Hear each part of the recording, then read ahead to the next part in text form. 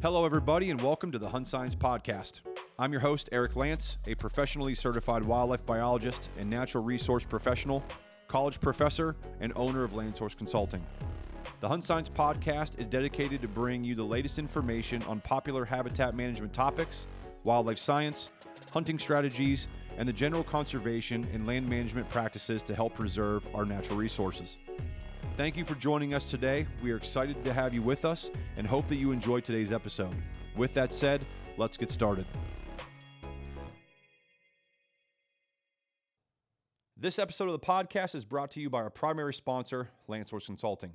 Land Source Consulting is an Ohio-based wildlife and land management consulting company that I own and operate not only here in Ohio, but through the Midwest and beyond. At Land Source, we work with private landowners just like you to build and develop those property-specific management programs to help bring the goals that you have on your property to life. If you're interested in getting more information on who we are and how we can help you, please visit us over at landsourceconsulting.com. There you can check out the different service packages and capabilities that we can provide. We would love to hear from you, so don't hesitate to reach out to us and schedule that free consultation either through our website, or you can reach out to us and connect with us on our other social media platforms such as Facebook and Instagram. That's landsourceconsulting.com, building relationships for a more sustainable future. Hello, everybody, and welcome back to another episode of the HuntScience podcast. As usual, I'm your host, Eric Lance, welcoming those who are new to the show and, of course, welcoming back those who are recurring listeners. On today's episode, I have with me Peter Berthelsen, who is a wildlife conservationist and pollinator habitat expert, serving as the president for a company called Conservation Blueprint. Prior to him serving as the president of that company, Peter worked for Pheasants Forever for 27 years, which was something that when I found that out, I absolutely had to have him on as my first guest when it came to talking anything Upland Gamebirds. Over the last couple months in researching Peter and talking with other people that I've run into and have met who have done a lot of work with Pheasants Forever, his reputation just absolutely precedes him, and people had nothing but great things to say about him. So we are super excited to have him on today's episode and just absolutely grateful for him sharing some of his time out of his busy schedule. With that being said, let's get this episode going. I want to welcome everybody once again to another episode of the HuntScience podcast, and let's welcome Peter Berthelsen. All right, everybody, welcome to another episode of the HuntScience podcast, and today I have Peter with me. Peter from Conservation Blueprint. How you doing, my friend? Great, spectacular. Really excited to have this conversation today. Yeah, that's awesome. So, like we were talking off air, I found you on a YouTube video that you did. And actually, like I just mentioned, you're with Conservation Blueprint. We'll get into that. But you spent a Yep, lot of time with Pheasants Forever. In this episode, I wanted to do an episode on Upland Gamebirds. yep, So I was researching, trying to find someone on YouTube and just looking it up. And I had in my head, obviously, PF was the organization that I wanted to find somebody in. sure. Saw you doing a video, and I'm like, all right, I researched you a little bit. Here we are. So why don't we start off and let you introduce yourself to everybody, who you are, where you grew up, where you currently are, and kind of how you got into Sure. hunting. What was your childhood like, growing up? Yeah. So I was born and raised in southern Minnesota.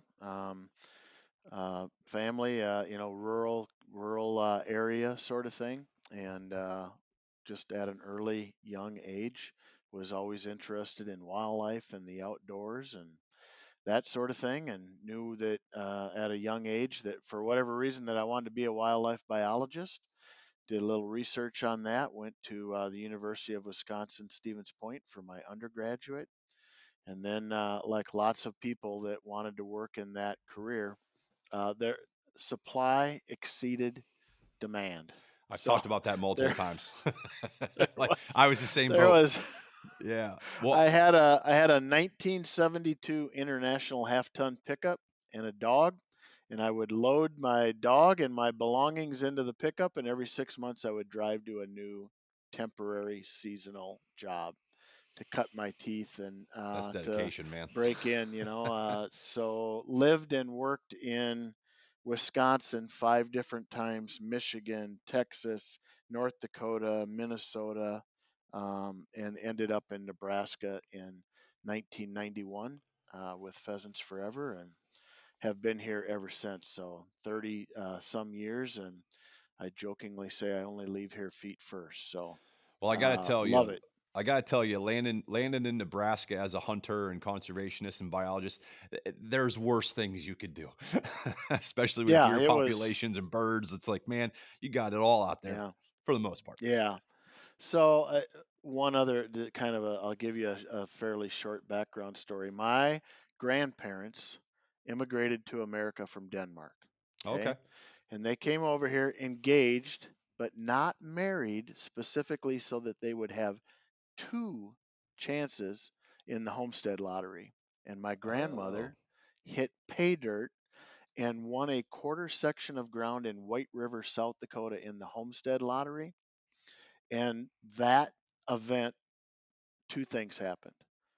One is that I think that that whole thing instilled this love of prairies and grasslands and that sort of thing in me and my family. And the second thing is that it was such a big win that it wiped up our luck in all chance in gaming opportunities for two generations because I've never won anything. So it was, I'm with you. Yeah, I try. I haven't got nothing. yeah, I've been trying to get some elk tags in some places. I got a friend in Arizona. I've got a friend down in Kentucky. And I'm like, I just one time. It's like, come on. But that's awesome. yep, So growing up, um, you know, yeah, in all those different states and going to those, that's awesome because you got to see a lot of the different, yeah, environments and cultures around hunting and different species and things like that. So like you said, you mentioned that you were with PF, and you yep. were there for quite a long time. So 27 years. 27.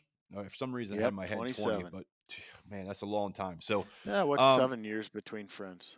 yeah, there 27 you go. years though. What was, I think like guys like me now, I'm not old, but I'm not young, I'm 38, but these conservation organizations have been around, for a while.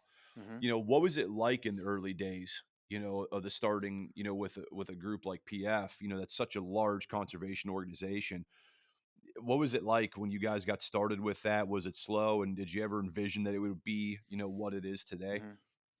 Yeah, so no way that I could envision what it is today. So when I started in 1991, I was the ninth employee of the organization, and I serviced all the chapters and everything in the organization from Nebraska to Texas and west. Okay. Phew. So pretty Yeah, big it's a geography, big and range. Yeah. that's the way it was.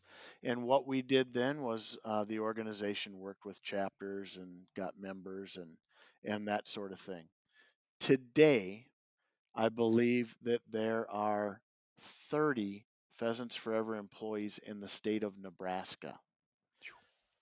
Completely different organization and what they do and the things that much of their staff does now. Much of their staff are biologists that work directly with private landowners to fulfill conservation needs, whether that is precision agriculture or how to um, put land in retirement through a conservation program or whatever. Those are the things that they primarily work on. So I'm not here to speak for Yeah. Pheasants Forever, Yeah, but for that sure. organization changed very, very, very dramatically. You could not envision in 1991 when I was the sole person covering that where it would be today. And today it's an organization that probably is in the neighborhood of about 500 employees.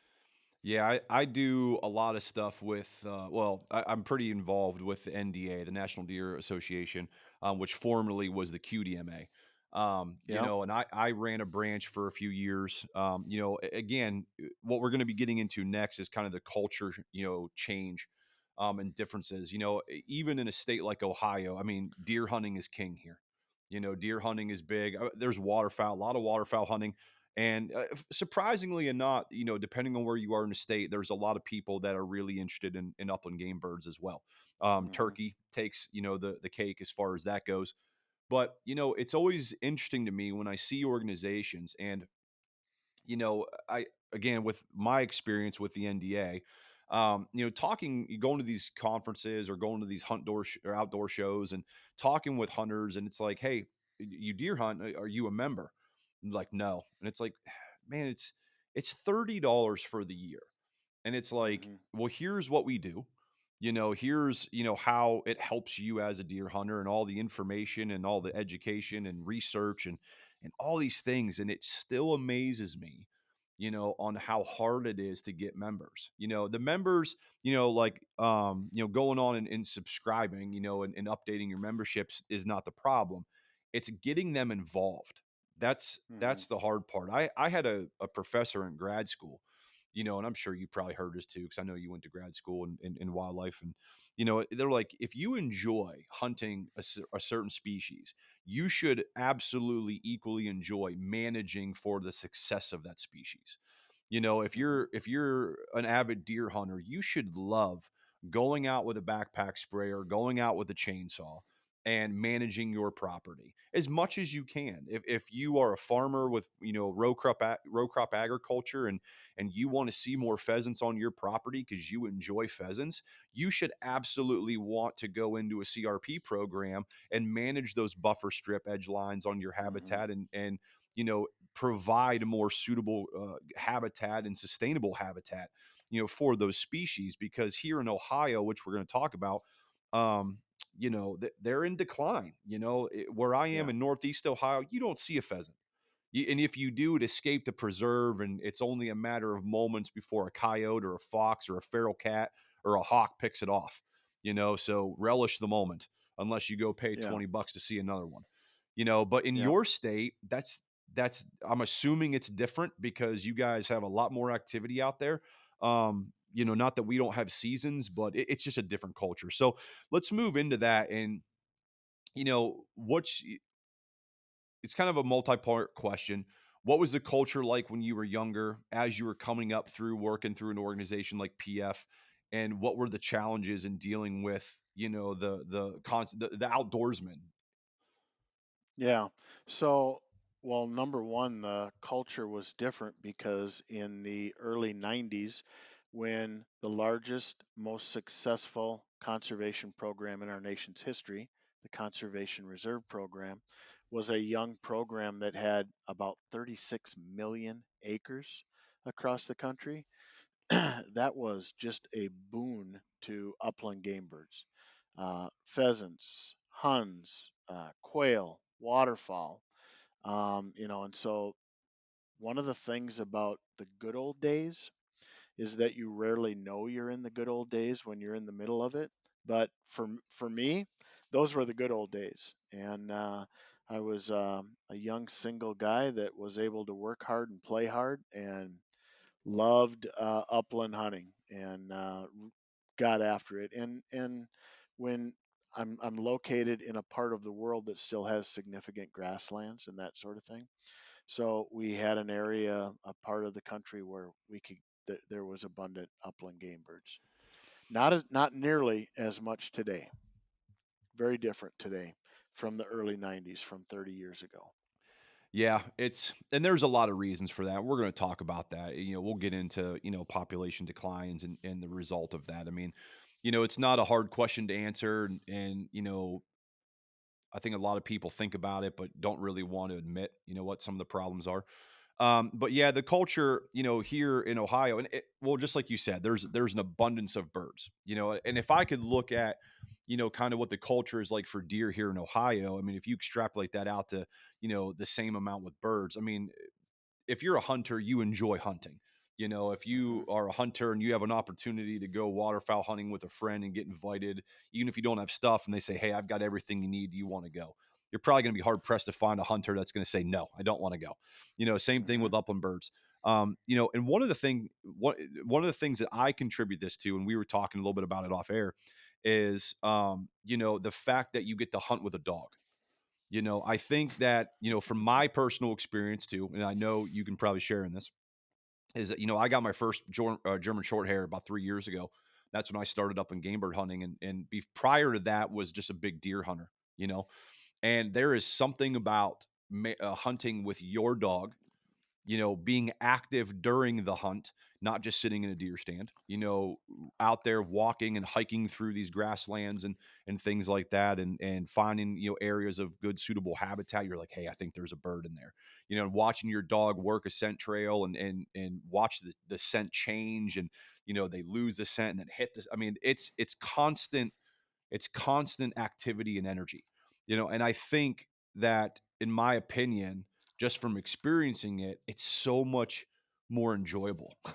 And I think Hmm. that's why you get more involvement with that, because you go out there and you're out there interacting with these environments, you're walking through them, you get to share it with your dog, you can take your kids walking with you, and having an empty gun, broken with an over under broken on their shoulder, and they're learning how to swing an empty gun, and they're getting involved with dad. Maybe they have a dog.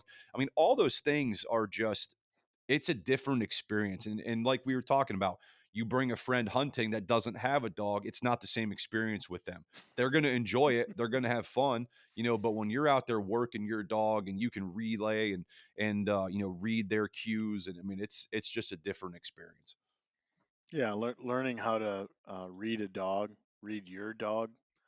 Those are those are the moments that's what it's all about. I have a scale of 0 to 10, that I put a dog at while it's working out in the field, and when the dog is at a 5, it started to hit some scent, and when it's starting to work that trail out, a 6 or a 7, and you hit an 8 or a 9, and a flush is imminent, sort of thing. And those are just fun. And I guess I would just conclude by saying that, that one of the things that I personally find in upland bird hunting is there's a tremendous amount of tradition. You have opening weekend, you have places that you go with the same people every year at the same time. And when you have those traditions and you get together with those people, Yeah. the commonality of the stories and the most um, pleasurable experiences that you relay are typically all around your dog. And when your dog has a singular, stellar performance and somebody is there to observe it, Yeah. and you let them comment on it, and it'll be like, Yeah. that was amazing. Well, that's, Yeah. that's the height of that. It gets no better Yeah, than you that. can't capture that and throw it on social media for everybody to enjoy, and and it's the same thing. You're absolutely right with the tradition, and again, equate it to here in Ohio to deer camp. Opening weekend here is tomorrow, Hmm. for archery season, and everybody's geared up, and again, deer are abundant. It's around, you grew up doing it, but my generation, there's a lot of people that did not upland game bird hunt. Now, Southwest Yeah, Ohio might be a little bit different, but really our experience, with upland game bird, is the releases that the state puts on. You're not going out on opening pheasant weekend. I mean, some people probably are, but good luck. Unless you live in the yeah. pockets of the state where you can still find those species. So again, I think Well, it's just it's supply and demand. exactly, and that's a large part of, what I think it is, the supply and demand aspect, but then also, like I said, how engaging it is when you have your own dog. And most people that are serious upland game bird hunters have dogs, you know, I would say, for the most part. But okay. Yep. So, so that's good. I wanted to talk a little bit about the culture because, you're really the first guest I've had on from a different state where we weren't talking about deer, because the deer culture within the whitetails range is pretty much the same, no matter where you go. Sure. But this is the first, species with upland game birds, that you do see a discrepancy there. Hmm. So as we kind of move in now, so we talked about culture, and now let's kind of lead into this. So we got a piece of property and talk about the actual management of the bird. So, I'm going to leave this to you as the guest and someone who's been working with these birds and habitat for as long as you have. Let's describe and kind of what makes good habitat, for upland Hmm. game birds, and we'll kind of just keep it to quail, pheasant, those types of birds. But let's start talking about that a little bit. Yeah. So the first thing that I would open up with is my personal belief that there is room for conservation on every farm and ranch in the country. That's Absolutely. You should say it an again. opportunity to get habitat onto the landscape. So pheasants and quail and really many forms of upland wildlife are what we refer to as an edge species. They want to be where a couple of things are coming together and that sort of thing. So, generally speaking, the more edge that you have on your habitat, the more opportunity you're going to have for wildlife. So, if you just make things simple, if you had a 100-acre field that is a rectangle, there's not a lot of edge on there. If you had a 100-acre field and you had a creek that meandered through it and multiple different size small fields and that sort of thing, that affords the opportunity for lots of edge. And that would be a really key component to increasing upland wildlife. Working on the edges where two things come together.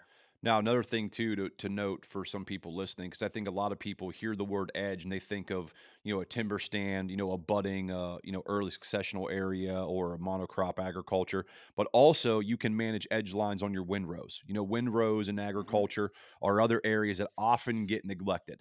It's not Hmm. very wide and it's just a couple trees with a lot of shrubs and things like that. But again, it's still an edge line with trees, and you start looking at the drip line and production for your row crops and maybe not as much of a decline as more of a mature or secondary growth timber stand that's got a more abundant stem counts and things like that. But you're still getting a decrease in production. So coming off those windrows, 20, 30, 40 feet, whatever it is, and doing some management on those edge lines is also a big component with upland game birds that I see getting neglected, a lot because it just doesn't seem like a lot.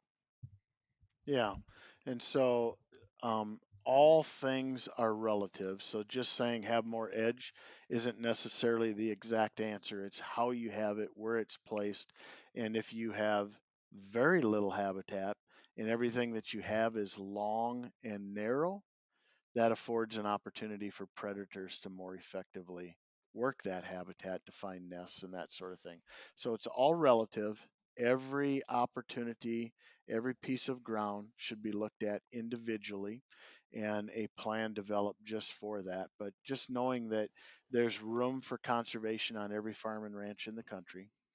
Pheasants, quail, upland wildlife are also early successional stage habitat species.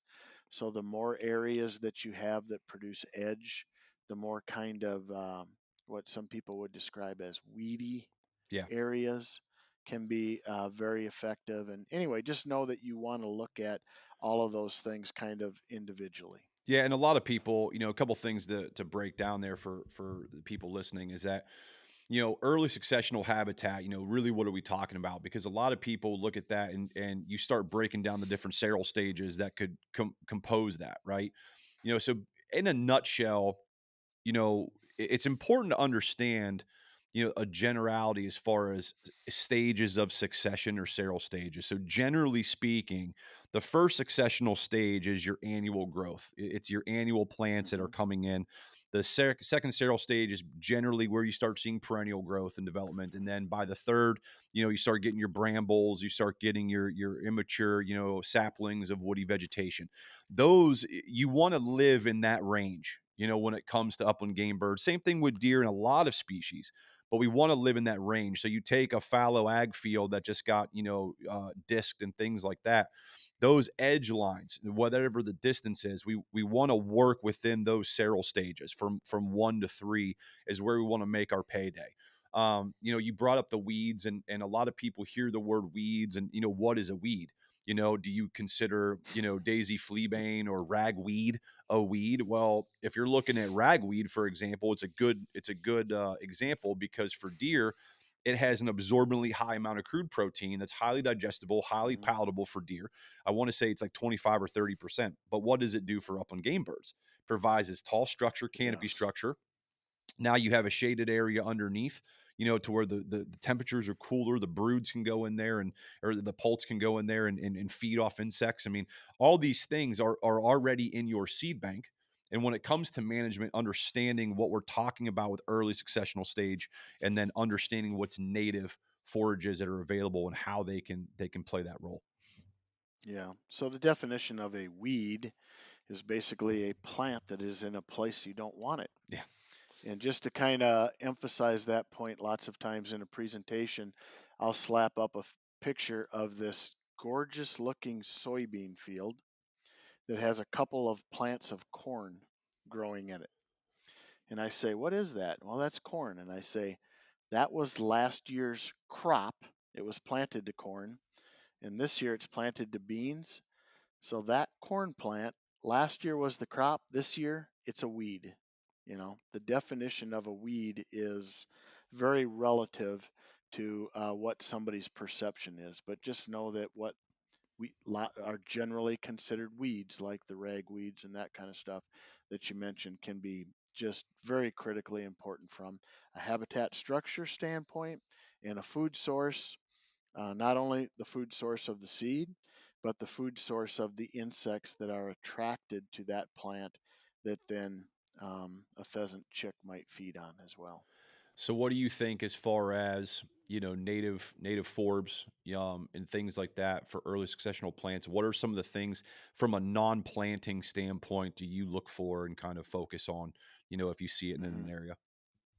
Yeah, well, you've kind of already referenced it a little bit, but where pheasants and quail and upland game birds are considered, you think about the size of that chick, a quail or a pheasant chick that's Very that small. big.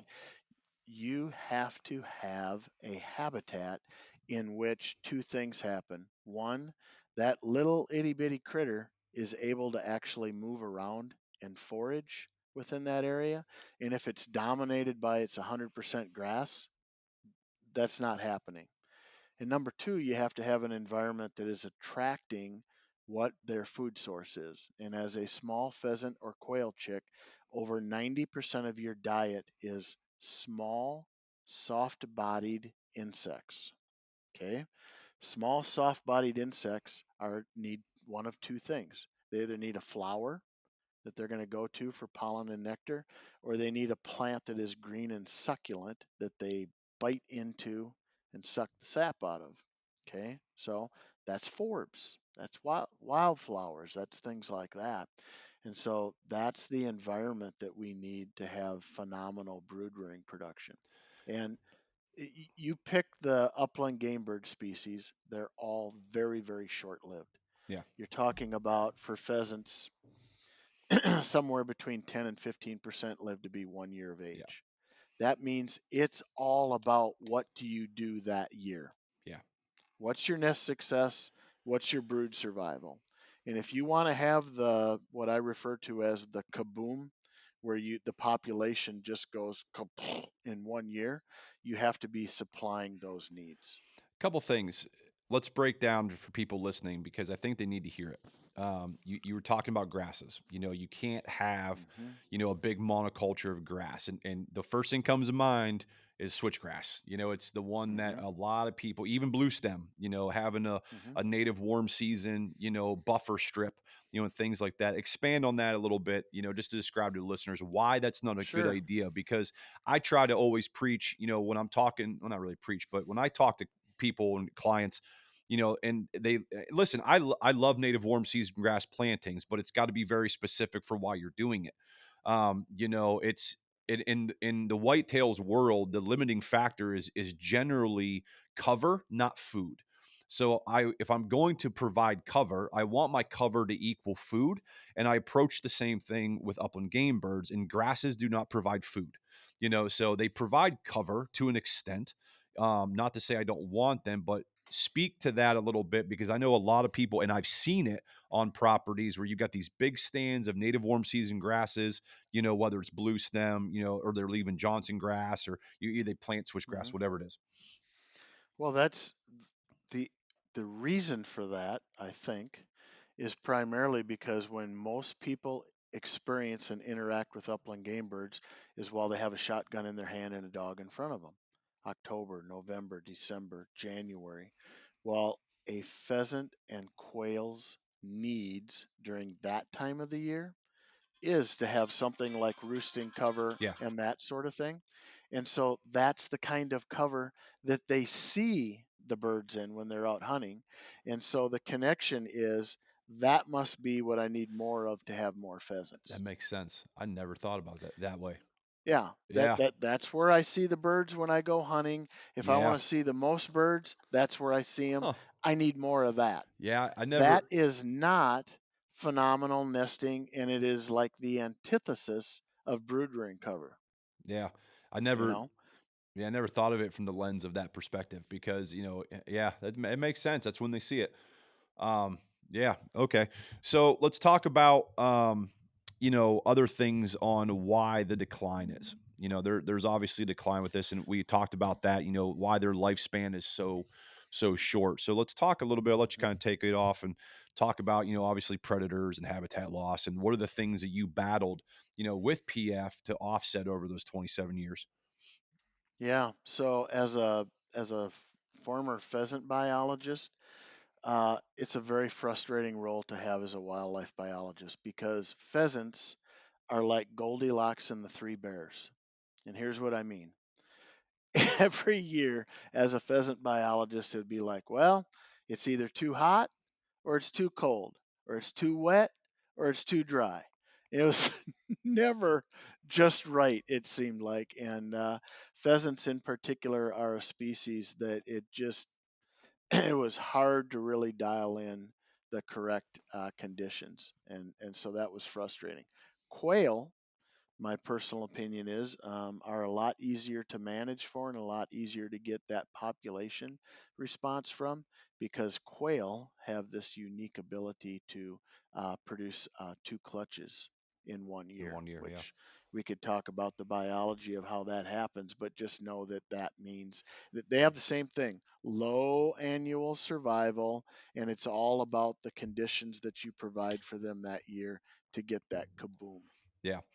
And that's really what you're trying to do. It's all about how can I make the kaboom happen, and it really is all about habitat. So you want to have phenomenal nesting habitat, brood rearing habitat, roosting habitat, which is that hunting habitat Yeah. that we talked about, winter habitat, and you want to have that in proximity to each other. Pheasants are a species where that can be pretty spread out. Pheasants will actually travel up to 2 miles to get to phenomenal winter cover. Oh, really? And then radio telemetry work tells us that that hen basically goes right back to the field that she came from. Okay, that's pretty cool. Yeah. Quail, not at all. About as far as you could throw a softball, okay, which 30 years ago was a lot further than what it is today. But about as far as you can throw a softball, you have to provide everything they need in that area, that size circle, okay? Doesn't mean that quail will never go outside of that circle, but if you want to have great quail numbers, you have to provide everything: nesting, brood rearing, roosting, all winter cover, all of that stuff in a very, very concentrated area. And again, that is why they are an edge Yeah. species. So another thing to bring up too, to get your thoughts on and talk a little bit about is something that other people can do as well as edge feathering. As a Hmm. habitat practice. Um, you know, I've done quite a bit of it, but unfortunately, when I've had to do it with other stakeholders involved, it kind of defeated the purpose of dropping or felling the trees into the row crop fields, and then we had to limit up and bring it all back into the edge line and just create brush piles. For Hmm. me, if I want to edge feather, I kind of want to identify my swatch, whatever distance that you want to go, fell those trees and provide that running cover. And what I try to do, and maybe you can tell me if this is a good way of doing it, what I've tried to do in the past is really focus on building up my edge lines. First looking for that brood and nest rearing or a brood rearing cover. With early successional habitat, maybe a mixture of some grasses, in there as well. And once that establishes, now I'm going to go in and do some edge feathering, and that way I've got that vegetation that's growing up 4 to 6 feet. The clovers and the ragweeds and the partridge peas, whatever it is fully flourishing and establishing. But then I drop the trees so they're surrounding, with early successional, native forb, growth, but also now I've Hmm. got that woody dense cover because, you know, I want that establishment because I was on a property one time where again, there were some stakeholders involved and we were trying to evaluate these areas for edge feathering. And they were looking at this and said, well, I said, well, what about, this section of timber here, against this field? And they're like, well, there's a sustainable amount of, it's pretty dense. And I said, yeah, it's July. Here in Ohio. I'm like, we have pretty harsh winters. I said, and what you're seeing, this green stuff is all garlic mustard. It's all invasive and it doesn't have that stem density to keep it upright. It's going to be down on the ground. And now the only cover you're going to have is this multiflora rose, which is an autumn olive or bush honeysuckle, Hmm. which is also invasive and honestly isn't the Hmm. best cover.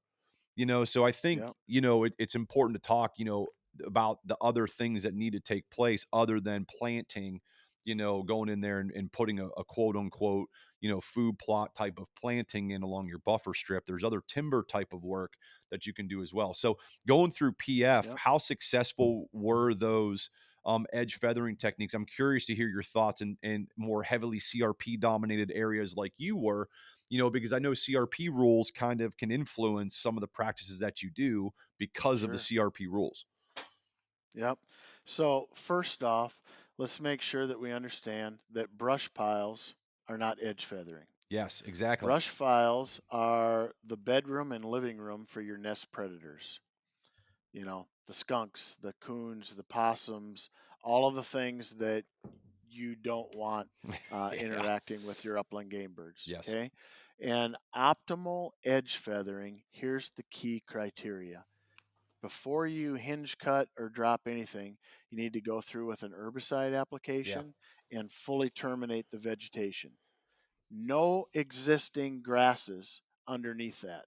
Okay. Terminate it, make it clean and bare, then do your edge feathering, and then you will have that early successional habitat response where the weeds come up in there. And remember that a couple of key components to edge feathering where upland game birds are concerned, particularly quail. You want those birds to be able to exit the edge feathering straight up and through it. Okay. If it's so thick that that doesn't happen, then it's probably not properly functioning. And this is an area where the birds get into, they're underneath, there's a lot of open ground. They can move around in there, they can forage in there, they can roost in there, all of that kind of stuff. So a brush pile is the antithesis of that. Yeah. That is not what you want at all. So there's some real key aspects to the recipe of what edge feathering is, but it can be a really important stopgap between if you are planting shrub thickets and when they begin to form and function at year 5, 7, 9, something like that, Yeah. 5, 7, 9 years to become established.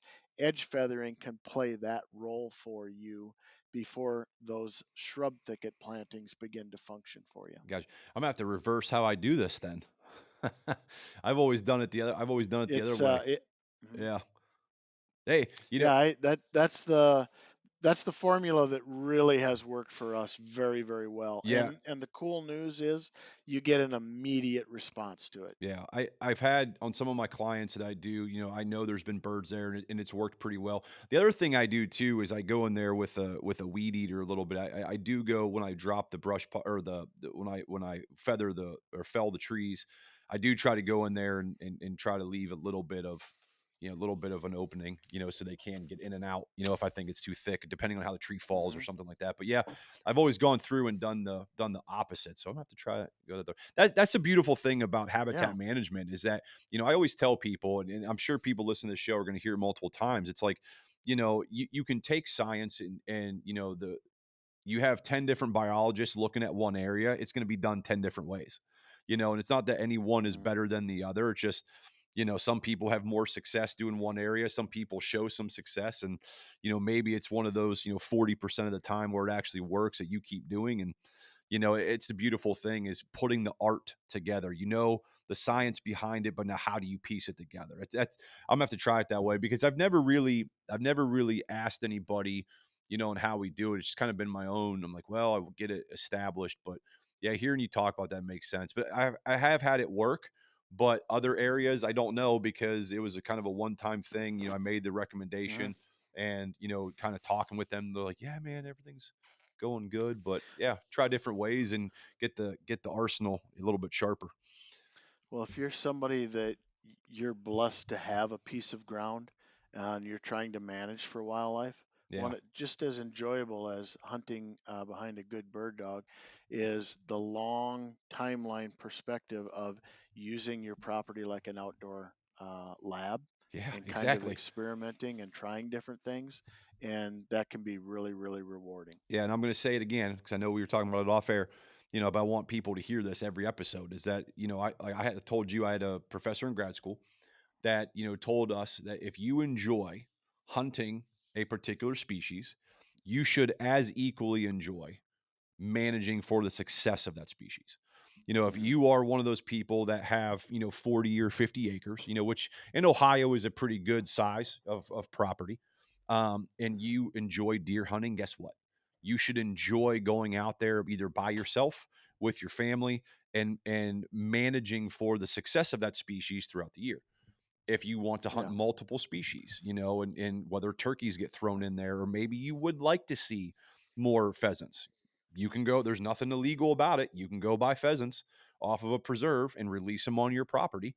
If you want to try and do that, okay, that's your prerogative for your property, but the thing is, you should absolutely enjoy the land management, the successes, as well as what you learn from the failures as well, because I'm sure yeah, you've experienced a lot of failures just like I have, with when it comes to sure. habitat management, and it only makes you better, especially talking with people that have a lot more experience than I do. I've only really been managing upland game birds for probably the past like 5 years, so it's more taken different perspective. But that's good. So talking about that now, let's talk about, I know where your passion is the seeds. The seed. I and if I remember right, doing some research, you even harvest your own seeds, Hmm. don't you? Yep, So let's yep. let's just begin and kind of start from scratch as far as seed blends. What your preference is. I know Pheasants Forever has state listed specific species. Like in Ohio, they have their CRP blends that are approved that you can use. But let's talk about it because a lot of people I think get scared when they see those blends that have 40 different species in it, which a lot of pollinator blends and stuff do. But I'm gonna let you Hmm. take that away because this is your world and this is the stuff that you're passionate about. So Yeah, so part of what Conservation Blueprint is about is a local ecotype wildflower seed business. And that just grew from my both passion and frustration of wanting to design wildlife habitat a certain way. And whether it was on a sandy site or whatever, you just didn't have many tools in the toolbox. There weren't as many things to pick from because most seed vendors seem to be focused on providing seeds for the conservation reserve program. Well, that's a really, really, really small list of species that program that calls are for. approved.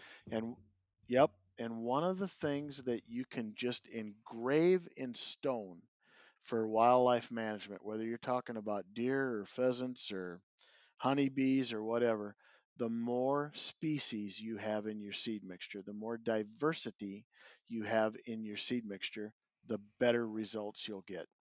Okay. And number one, don't operate under the misperception that more species in my seed mixture means that it's going to cost more. That's not the way seed mixtures are designed. Seed mixtures are designed and created based on the number of seeds that will germinate and grow in a square foot of ground. Yeah. Okay, so just because something has a lot of species in it does not mean that it has to cost more. In fact, I could make the argument that it would cost less. So that's one of the things that really kind of drives a lot of what we do. And if you go back to my analogy about how pheasants are like Goldilocks and the three bears, it's either too hot or too Yeah. wet or too dry, too cold, whatever. The more species that you put into a seed mixture, something in that seed mixture will perform for you whether it's a dry year or a wet year, a hot year or a cold year. The more diversity that you have, the more opportunity you build. And Eric, do you like barbecue? Yeah. Yes. Yeah. Okay. I Well, think you got to worry if someone says no to that question. right. It's like, I don't know if I I can really I continue this concur. conversation, man. It's like, what? You know? I concur. So the reason I ask you that question is a seed mixture is just like a recipe. Like we're making a great barbecue sauce or whatever it is that you're making. That seed mixture needs to be designed based on that project, the soil type, what your objectives are, what your budget is, what kind of equipment that you have.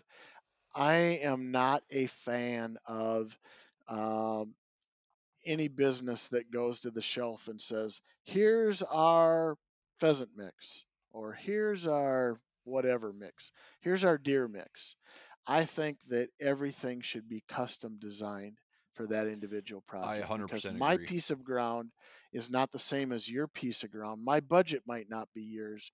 What I want to accomplish with my habitat might not be the same as yours. So, Yeah. all of those things, the answer to every one of those questions I gave you influences how I would design that seed mixture. Yeah.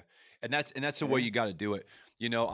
Speaking of the commercial blends, I don't have anything, against the companies or anything like that, but the reality is that you need to, and most people don't understand this, pure live seed calculations, and how to read a seed tag. When you custom blend, your mixtures, your success rate goes up exponentially, because Hmm. I had about a year where I went through. So I have, for my company, because I also am a college professor. Me and you didn't talk about that off air. So I teach at a university. I teach conservation classes, wildlife conservation, natural resource conservation, forestry, some general biology classes. But one of the things I do for my conservation students is we talk about how to read a seed tag. We talk about how to calculate pure live seed, and we calibrate sprayers, we calibrate seeders. We go Hmm. outside, and just the lawn, the Scott's lawn thing. I teach them how to, like, here's just the basics idea of how to calibrate your equipment, because you have to know how much seed that you are throwing on the ground, because you're probably throwing money away, or your project is going to fail. One of the two, maybe both. So, Hmm. with that being said, I had about a year where I created this form that I also use for my company, for my clients, but I can go in there and fill in an Excel sheet, what the seed mixtures are, what the percentage of germination is, the hard seed calculation, all that stuff. Calculate the pure live seed. And this bag says it does an acre. No, actually, you need 2 bags to do an acre. And where my frustration comes into play is I have clients that will plant that stuff and it comes up great. They do a great job at doing it. But the problem is here's that word again, the weedy growth that comes in sometimes is not desirable forages. Sometimes Yep. you are getting, horse nettle or something like that that's coming in, that we do not want that in my clover plot. I do not want that in my brassica or my other legumes or whatever it is that I'm planting. It's the same thing with the type of thing you're talking about, and you can drastically reduce that occurrence by custom blending. But you need to help, or have the help of someone like yourself who Yeah. understands that, because that is a huge thing that can go wrong. Yeah. Absolutely. And so it's really all about.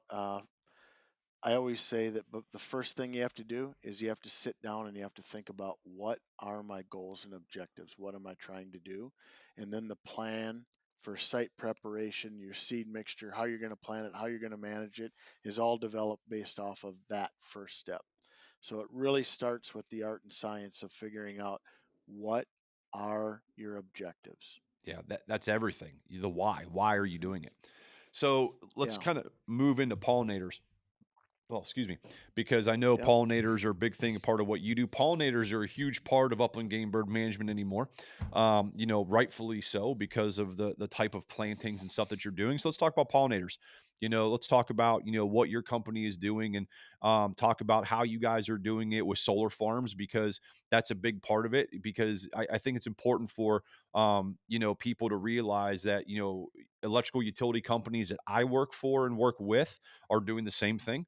The companies that you're working for are doing the same thing. So these big utility companies that usually get a bad rap, they have, the resources to go out there and do something about, the decline of pollinators, but also the other benefits that it's helping, on these Hmm. right away mixtures. If I've got a, 20-mile, linear construction line that, they want to put more of a pollinator blend in, things like that. So let's talk about pollinators. I'll let you kind of take it from there.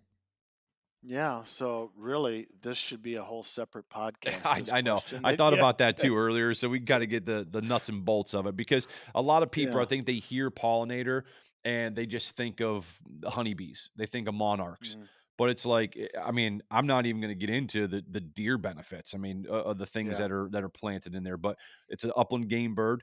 Talking about, those plants and the structure they provide yeah. and what they provide.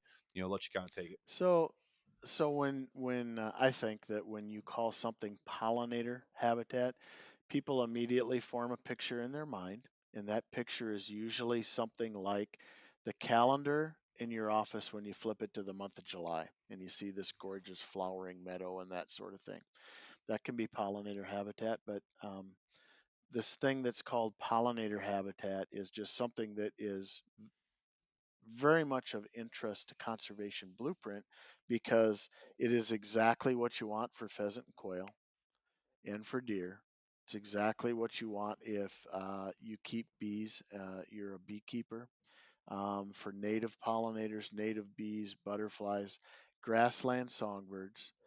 It can be a direct tie to renewable energy, as you talked about with solar and that sort of thing. I can tell you how it can be a direct tie to soil health, Yep. water quality, food sustainability, precision agriculture. I became very interested in kind of our special jam is working on pollinators because they are a glue that connects every single one of those issues. So if you're driven by soil health, or food sustainability or renewable energy or monarch butterflies, you pick the topic.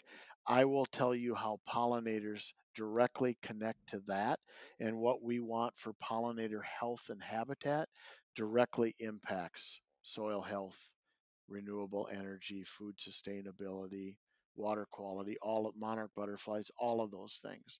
So my interest when I decided that I wanted to make a shift, a pivot from my longtime former employer to starting this business and working on these issues was because what I've talked about as a wildlife biologist for the entirety of my career didn't change one iota, but the audience that I got to deal with was exponentially larger. And there is a large, large chunk of the public that are interested in those issues. So just so Eric, think about everything I listed: food sustainability, precision ag, soil health, water quality, honeybees, pheasants, quail, deer, turkeys, just that whole list. And then think about the next time you go to the grocery store and anybody that you would bump into in the grocery store. They might not be interested in deer hunting or pheasant hunting, but probably water quality, the quality of their drinking water, or food sustainability. Something on that list is going to be their hot button. So Yeah, the for sure. the width and the breadth of the people that can be involved and care about issues like this is significantly wider. And so that was very attractive to me as I moved along in my career to be able to talk about these same issues to an incredibly larger audience of people that were very passionate and wanted to do something about it. Yeah, man. It's yeah. I don't think I'd say it any better. Yeah, because it is true. I mean, that ecological web, if you will, is just, it's so, there's so many threads, off that, because and I think, you know I think, unfortunately, especially with the outdoor community, I think when something gets into, becoming more mainstream with deer management, I think is really when things kind of maybe take off. I might be a little off base with that, but because of how popular, deer hunting is, I mean, the whitetail is the most hunted, species in North America. Hmm. Upland Gamebirds are another big one, but that's something that you guys have known for a while. And in the deer community, it's something that maybe I'm off on this, but over the past 5-10 years, is really when it's been talked about. And I know I've got a friend of mine over in Pennsylvania that's a wildlife biologist as well, has his own seed company, and he focuses on pollinators as well as soil health. His big thing is soil health, Hmm. but he does have a pollinator mix. I know I've heard other popular podcasters with wildlife degrees like us that are deer managers talk about pollinators. So it is something Yep. that's getting into the conversation, and people are starting to realize that hey, there's massive potential with this. um, let's kind of land this plane a little bit, if you will, and talk about how to get landowners involved. And again, like you said, it doesn't have to be an outdoorsman. It could be, your grandma that's got some property that enjoys, what I'm speaking from my grandma.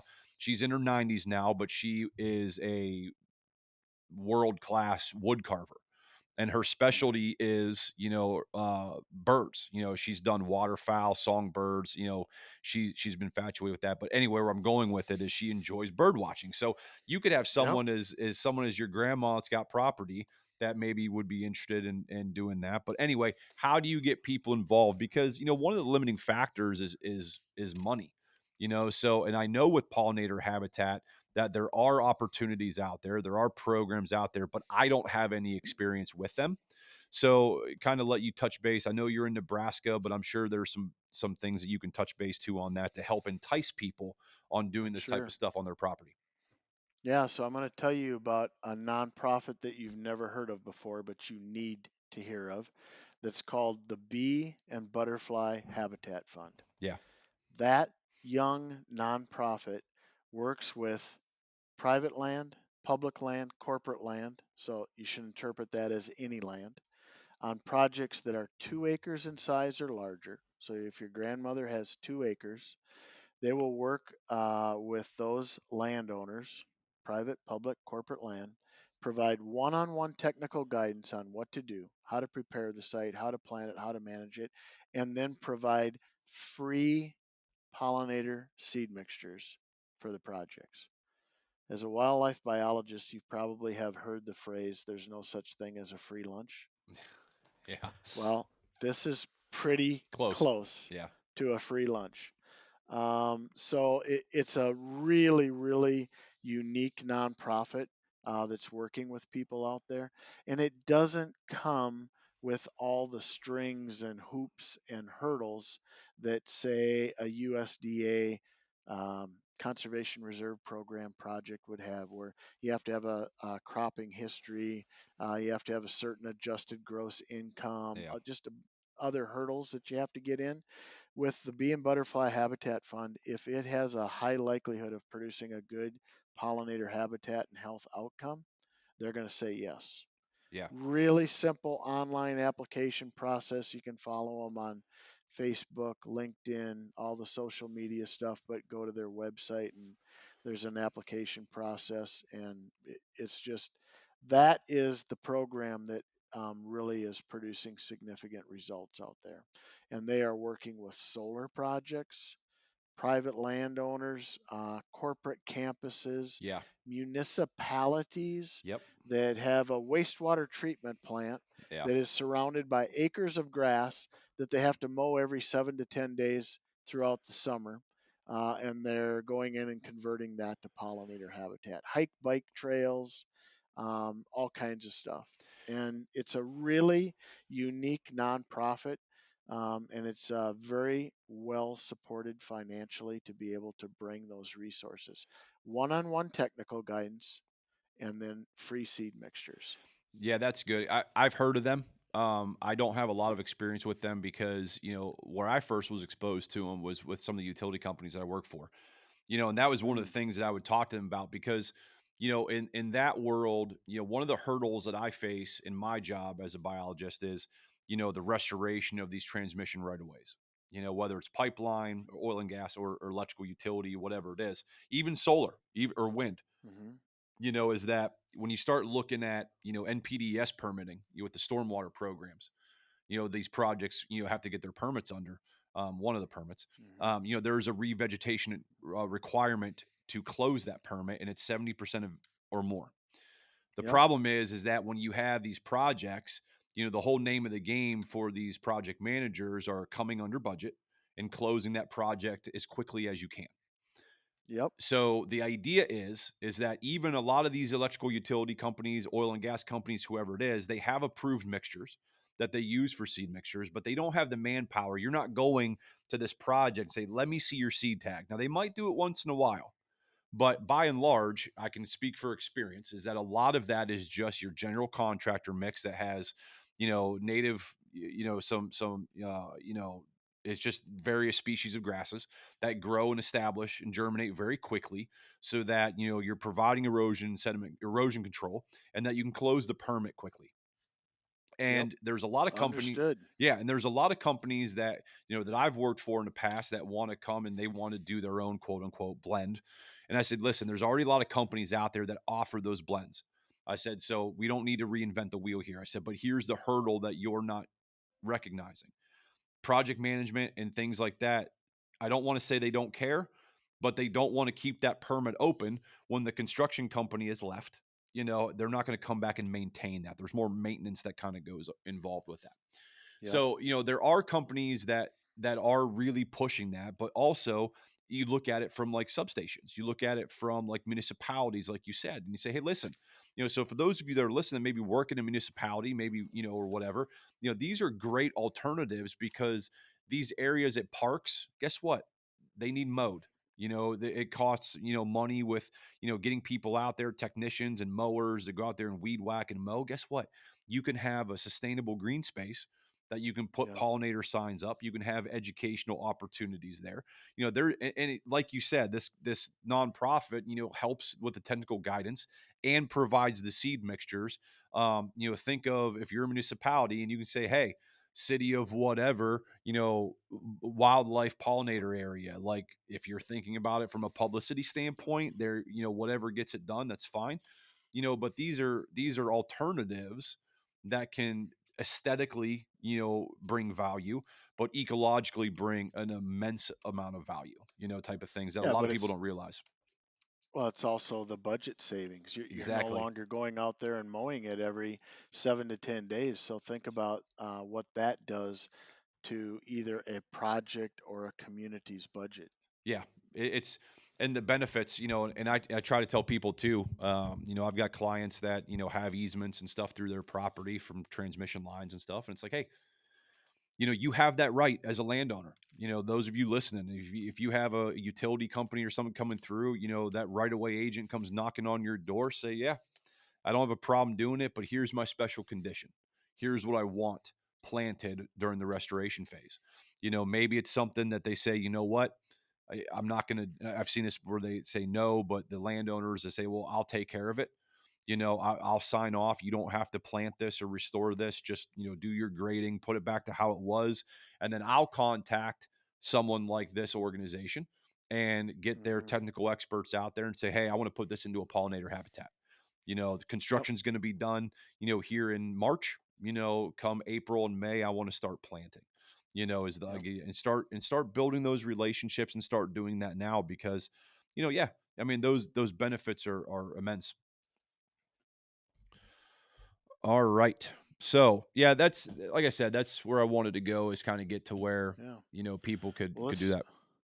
let's line up a second podcast and Yeah, just for talk sure. about pollinators and Yeah. solar energy and that kind of Yeah, stuff. that's the thing I've been trying to focus on with my guests is, especially someone like yourself that spent so long, there's so many different topics we could do an episode on. So, Yep. with first time guests and even, people that I know, like I said, the Fred who I had on, who was a dog trainer, it's like that episode, we're not getting into specifics, but I have future episodes where I do want to get into some specific topics.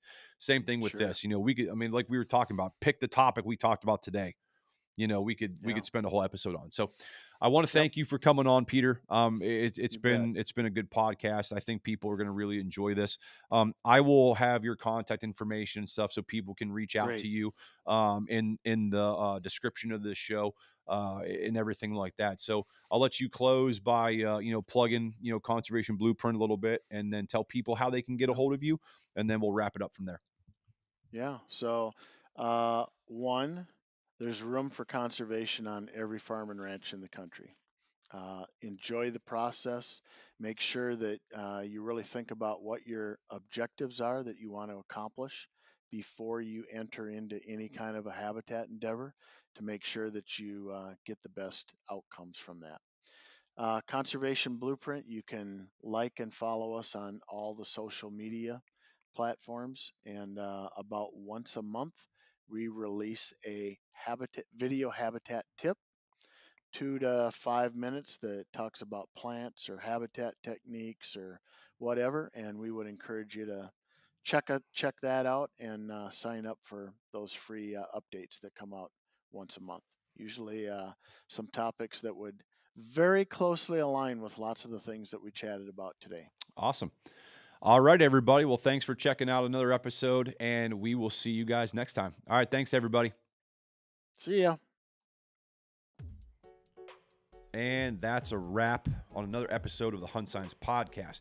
I want to thoroughly take this time to thank everybody who has listened or even watched till the end of this episode and had the opportunity to hopefully enjoy the show that we put out for you. It's something that we're really trying to do and take notes and put good quality content for everybody to enjoy.